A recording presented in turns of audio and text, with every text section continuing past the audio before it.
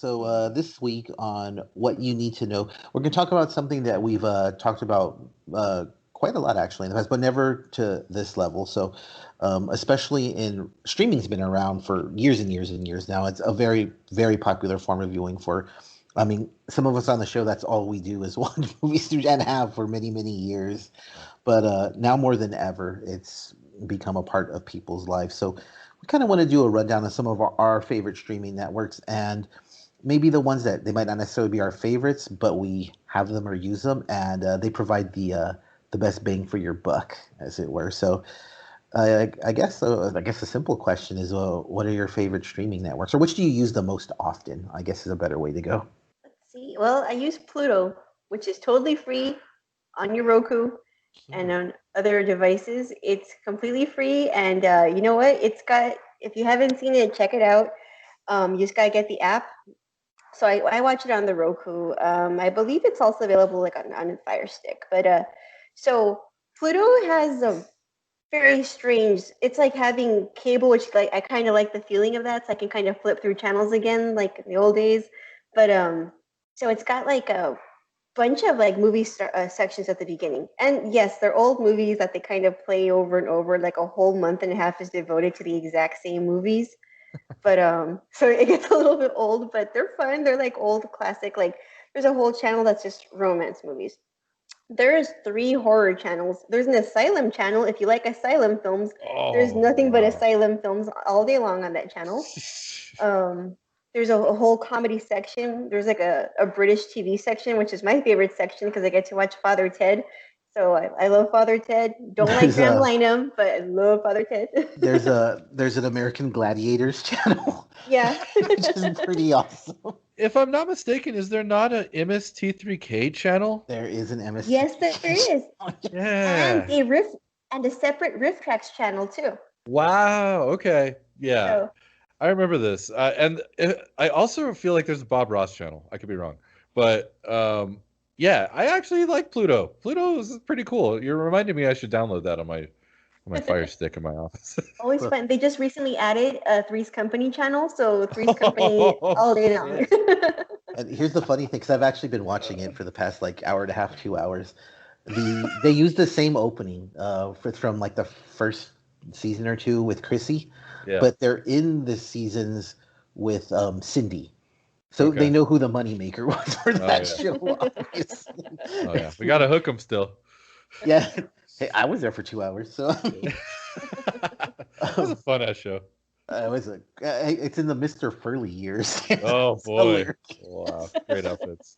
Pluto's cool because back in the day when the streaming channels first started, I remember I think Crackle was one of them. It was like it's free, but it was commercials like every 45 to 60 seconds, constant commercials. They've gotten a whole lot better with that now. I think that they're spaced out like normal television. Like there's only 2 commercial break, even 1 commercial break in a 20-minute show. I don't think there's any commercial. Well, no, there are during the movies, but they are the same commercials. But then that's kind of like regular TV too. So I mean, cost wise, you can't beat it because it's free. But you don't have to worry about the constant barrage of commercials like it was like 10 years ago when it was more commercial than show. So yeah, Pluto's pretty cool actually. Though you do have to be willing to watch the same movies over and over and over again. I mean, if you like There Will Be Blood, then yeah, that's all you get to watch it over and over again. I'll drink that milkshake. I was trying to think of a milkshake thing.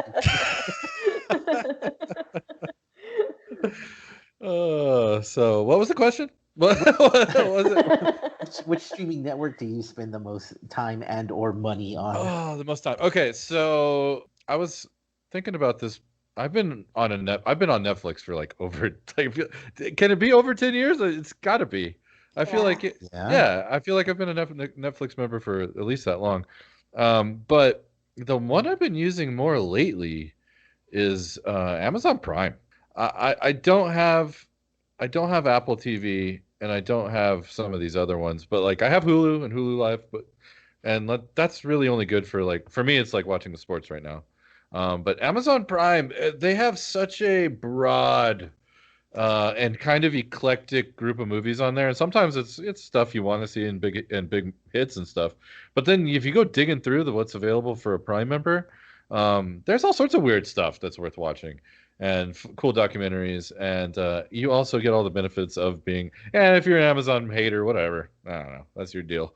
But like I order shit all the time, and like that's and having all these movies on my available on top of having some of those bonus features, which include my Shudder subscription, which I also use a lot of. But I use that basically exclusively through Amazon Prime. Amazon, and you're right, they are so eclectic, and if you dig through it, it's pretty nuts. Like you can find, I just randomly found professional wrestling from Memphis, Tennessee, from the late 70s to mid 80s, which is like the craziest shit to find because it's like not on the WWE network or anything, but it's on Amazon for whatever. Wow. But you're right, they have a good selection. They have a really good selection of movies, actually. They do.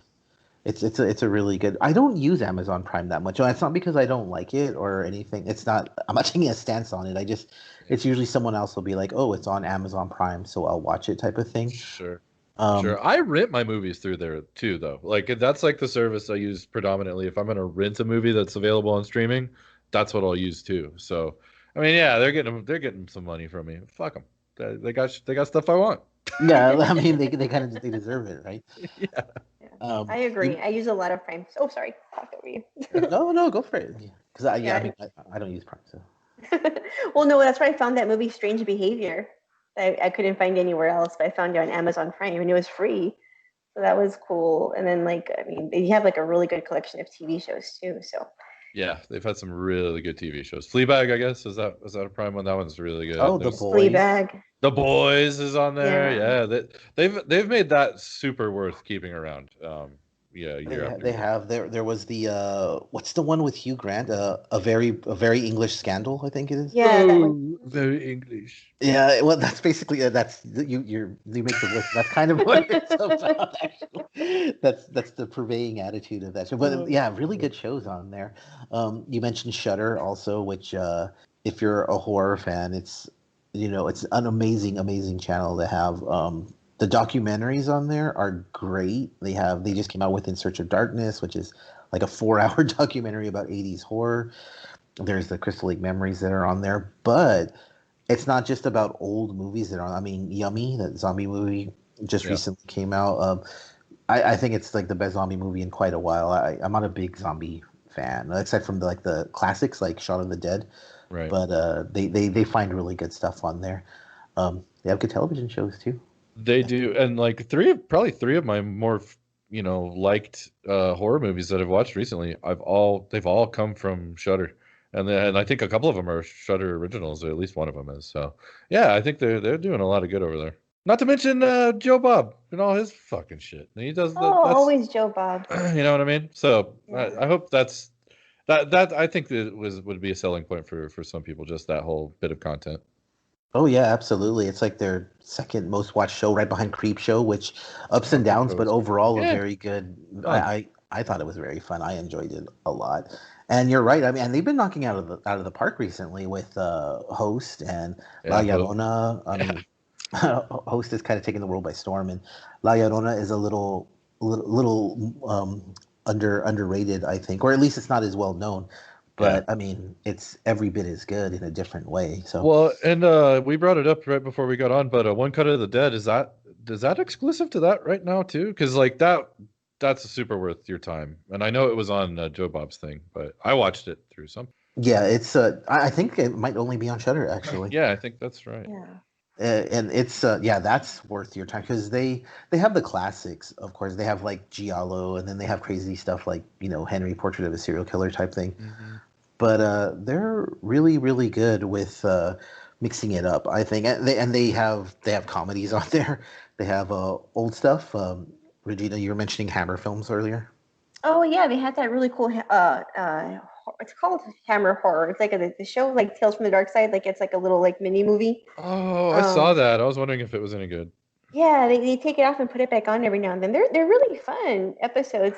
You know what? Sometimes they'll show that on Pluto too. But yeah, they're pretty fun. And I was looking for that one day because they had Tales from the Dark Side for the longest time on Shudder, and I love Tales from the Dark Side. Yeah. So then they took that off and they replaced it with the Hammer anthology. I think it's just called Hammer Horror is what it's called. Yeah, so those are fun little like shorts. Well, not really shorts, but they're too long to be episodes too. So short films, just go with that. Tales from the Dark Side was like actually scary sometimes. It was, especially just the opening credits. It was already freaky. Yeah, it had like a really great opening sequence. Yep. One of the best and most memorable. Yeah. I would say that Shudder cost wise. Now they just recently raised their price like by $1. Yeah, so yeah, like it's so basically for the whole year, and they have a deal too. You can get the whole year for $50 for Shudder, and based on the content that's on there, it's well worth it. You'll get that value out of it in a month if you actually just kind of sit down and watch something every night. You would definitely feel like you got $50 worth of value out of that. Yeah, easily. They have they recently renewed the second season of Curse Films is going to be coming out. So if you're into that kind of thing, it's cool. Blackula's on here. They got exploitation movies. Exploitation. And then they have the weird bonko shit that you might not want to see. like Cannibal Holocaust is on there. Oh yeah, that's right. Get it while it's hot because pretty soon you're not going to be able to see that anywhere. That's good. Not that I'd recommend that. I wouldn't. Not even just to say that you've seen it because it's. Why would you want to? Yeah. I think Netflix. You mentioned I don't know how long I've had Netflix for, but that one's kind of lost its luster. Like every once in a while they'll come out with stuff. The Unsolved Mysteries, for example, has been really really cool. But I don't know. It's just there's so much competition. There's so many options now that Netflix is kind of when it used to be like the absolute first thing that I would go to. It's kind of like, just sometimes you'll come across it and want to see something. But I don't know. It's just not the same. Maybe there are too many streaming networks. I don't watch Disney Plus ever anymore. Yeah, I canceled mine, even though I was getting it for free. I was like, I knew I wasn't gonna stick with it anyway. But yeah, there's a glut of them. And recently, one of the reasons I was thinking about this was there's a radio. It sounds weird, but there's a radio program I like to watch. They do like a simulcast thing. It's been on YouTube. It's been on several networks, and they're moving it to Peacock, right? So that's you guys, I've heard you guys talk about it before. It's NBC's, I guess, streaming service. Right. And it's all going to be free. But I was like, well, I want to watch it. So I was looking up Peacock and I was like, well, it's got free stuff. But I'm like, God, this is just another one of these things that I'm going to give my fucking email to and sign up for. And then they're going to fucking try to sell me shit for the next however long, I don't know. It feels at this point I'm feeling there is kind of too many, and I feel like I probably have one too many. Netflix would be the one I would drop, believe it or not. I think if I were gonna pick one, but yeah, it's weird. Feels weird. There's too many. It's so funny that you say that because there was a time where it seemed like there's no way you can go without Netflix, but now you say that if I had to drop one, if someone was pick 3 or 4. Absolutely, Netflix would be the very first one that would go. Yeah, that's crazy. Because I even HBO now I think is a better, I think consistently good product. You want to see stuff on and they have all your old stuff that you'd want to rewatch, and Netflix. I have recently watched some stuff on there that I've liked, but I don't know. There's a lot of Netflix original stuff. It's I would say over half Netflix original stuff on there now. Yeah, they've they've been forced to go that route almost. Yeah. And it's really funny too because before it was whenever a new thing would come out, whatever it was okay, I got to sign up for that. I got to have it. Yeah. Now there's so many of them. I don't have Peacock. That Quibi thing that came out, I didn't even. Oh yeah, Quibi. Never even considered getting that. Oh no. HBO Max, have HBO now, so I don't really care about HBO Max, but I don't know, Disney Plus, I have it, but now I'm thinking well, ESPN Plus was cool, but I kind of saw all the 30 for 30 documentaries I wanted to see, so now I just kind of have it, but I don't use it, so I don't know. Like, yeah, that's how I feel a lot of these were. That's how Shudder was. I'm not gonna lie, for a good long time. Was like, okay, Shudder, like you've had these same 30 movies or so but then they grew and they were able to expand. But a lot of this stuff, like even Hulu, like if you go dig around on like Hulu's, like the content that they have, just like that's not live or like some like higher subscription base, like it's not that great. Like there's not, it's a bunch of the same shit you've seen. Like, oh, fucking Pineapple Express is on there. Like, cool. Like, like I love that movie, but like that shit's been on everything. You know what I mean? I've seen 100 times. I can't. We've been watching Seinfeld for the past few weeks, so I can't say anything Oh, bad about Hulu. wow. Otherwise, they'll take it away from you.